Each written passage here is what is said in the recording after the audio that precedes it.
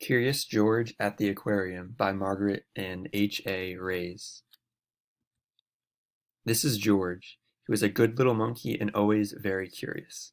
Today George and the man with the yellow hat were visiting the aquarium. "George," said the man, "please wait here while I buy the tickets." George tried to wait, but he was so excited. What was inside? He wanted to look over the walls, but they were too high. Just then he heard a splash and a whoosh. Water flew high into the air. People cheered. What could that be? George was curious. He hopped over the gate into the aquarium. How surprised he was. Swimming right in front of George were two beluga whales. The mother and baby beluga whale swam right past him. And not far away was a family of sea lions, diving and splashing. What fun. George noticed people walking toward a big door. Could there be more to see? He followed the crowd. Now where was he? It was darker inside and there were fish everywhere. George did not know where to look first. In one tank, there were sharp-toothed piranhas. In another tank, there were seahorses.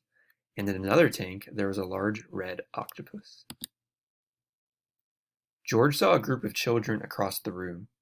An aquarium staff member was pointing to different sea creatures.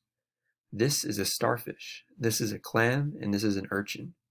Nearby, there was a long, low, colorful tank. It was perfect for touching. George was curious. As he reached his hand into the water, a large crab came scuttling out from under a rock and right toward his finger. Snap! Ouch! Poor George, he did not like this exhibit. George slipped out a door into the sunlight. But oh, what was going on here? George saw fat, funny-looking black and white fish flying under the water. As he watched, they flew up out of the water. What kind of fish does that? And where did they go? George wondered. George climbed up and into their exhibit. They were not fish at all, but penguins, of course. George hopped like a penguin, flapped his wings like a penguin, and waddled like a penguin. A crowd gathered and laughed, but when he slid on his belly like a penguin, the aquarium staff stopped by to check on the penguins. A monkey? In the penguin exhibit?